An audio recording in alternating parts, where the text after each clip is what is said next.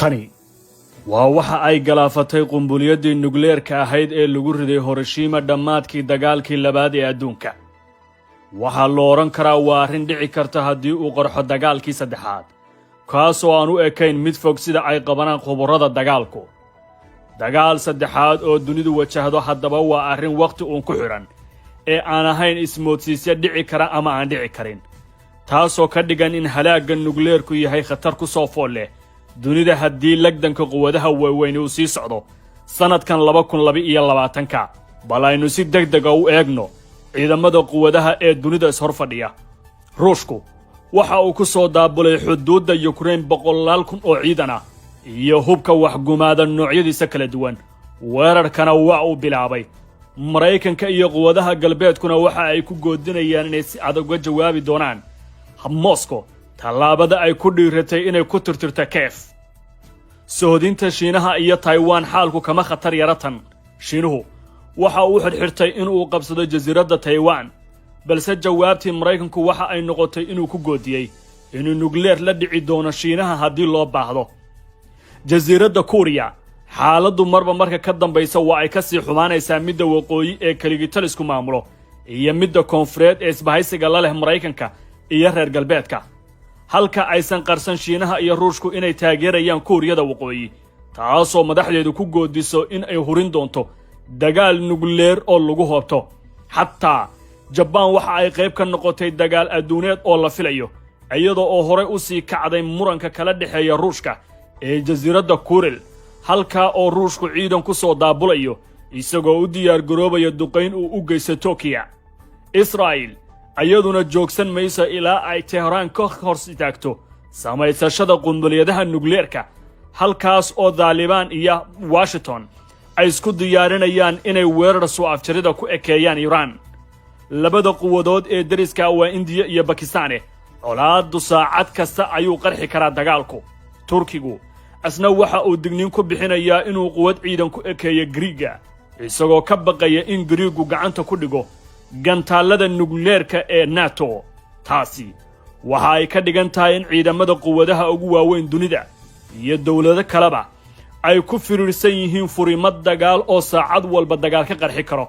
aragtidaasna waxa xoojinaya in 3 gujis oo uu leeyahay Ruushku ay soo galeen badda Baltiga iyo dholatiska ciidan ee NATO ka samaysay badda madow, halka ciidamada badda ee Ruushku markii ugu horeysay dholatir ciidan ku sameeyeen badda Pacifiga, taasoo macnaheedu yahay in Ruushku u soo tallaabay xarumihii dhaqaaqa Maraykanka iyo quwadaha reer galbeedka. khatartaas waxaa lagu daray in Ruushku dagaalka soo geliyay nooc cusub oo gantaalada quusa ah, taas oo tsunami ka samayn karta biyaha dhexdooda, halka Maraykanku uu hawada ku shareeray shabakad ishaysato oo laser ah, taasoo ka dagaalka ka dhigaysa mid aan dhulka ku ekayn. dhinaca Shiinuhu waxa uu dhulka hoostiisa ka taagay derbi ka samaysan 10,000 oo gantaal oo ku raran madaxyo nukleer ah. haddaba sidee buu u ekaan karaa dagaalka saddexaad oo dunida ka qarxa? waa kuma dhinacyada iska hor imaan doona? xaggeese buuse ka qarxi doontaa dagaalku? Ukraine iyo Taiwan. sida la og yahay dagaal walba meel ayuu dunida ka qarxaa, balse maanta intaas oo meelood ayuu dagaal ka qarxi karaa. waxa ugu horeeya xuduudda Ukraine oo Ruushku goor horeba uu dagaalka ka bilaabay, waana aagga weyn ee dagaalka culuska uu ka socdo. Moscow waxa ay doonaysaa inay Kiev 120,000 oo askari uga soo tagto marka ciidamadeedu ay galaan gudaha waddankaas. Ukraine waxa ay dalbanaysaa garab istaag quwadaha reer galbeedka NATO, waxa ay isu diyaarinaysaa gelidda dagaalka. arrintu waxa ay adkaanaysaa shaqada hortaalla Moscow, taasoo filaysay inay dagaalka ka dhigto mid ku kooban gobolka si la mida kuwii Karabakh, Crimean iyo Georgia, balse Moscow uma eka mid arrintaasi ay ka baajin karto sii wadidda dagaalka. juqraafiyad halkaas ka fog, Shiinuhu waxa uu muuqda horay ugu sii socdo ka samaysashada jasiiradda badda Shiinaha ee koonfureed, halka Maraykanku u arko inay tahay biyo caalami ah, taasoo dhalin karta iska horimaad ciidan, gaar ahaan iyadoo ay soo cusboonaatay arrintii Taiwan ayaa ka digaysaa habeen iyo maalinba in Shiinuhu qalqaalinayo dagaal uu ku qabsado jasiiradda oo idil, iyadoo oo hawada Taiwan ay soo gashay 150 diyaaradood oo kuwa dagaalku leeyahay ah. Beijing ayaa iyaduna hormarisay awooddeeda ciidamada cirka si ay meesha uga saarto gacan sarraynta Maraykanka ee badda Pacifiga. Washington ayaana taas uga jawaabtay in ay ka iibisay Taiwan qalab ciidan oo gaaraya bilaayin dollar. Waxay u dirtay tababarayaal ka tirsan ciidankeeda Mariniska ayaga oo ku labisan dharka rayidka. Arrimahan oo ay uga dan leedahay inay Taiwan ka dhigto xarun ciidamada Maraykanku ay ku yeeshaan badda Shiinaha ee Koonfureed.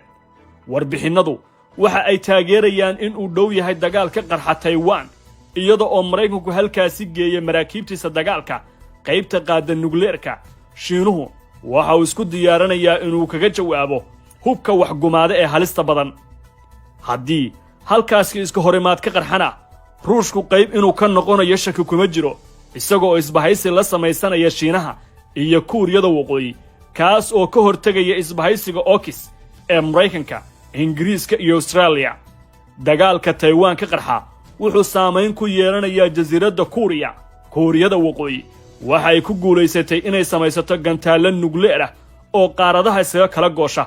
Waxaa taasi ka sii cabsi badan in nukleerka uu gacanta ku hayo Kim Jong-un oo aan la saadaalin karin dhaqaaqyadiisa maskaxeed iyo xilliga uu go'aanka qaadanayaba. India iyo Pakistan ayaa iyaguna safka hore kaga jira goobaha uu ka qarxi karo dagaal weyne dunida oo dhan hareeya kaas oo aan la aqoonin mustaqbalka halka uu ku jaango'anayo. ma jeceshahay inaad barato qur'aanka kariimka ah iyo culumta shareecada ugu kaalay markaska Nuurayn online oo baro adigoo gurigaaga jooga qur'aanka higaada iyo culumta kale islaamka. wixii faahfaahin kala xiriir nambarada shaashada kaaga muuqda.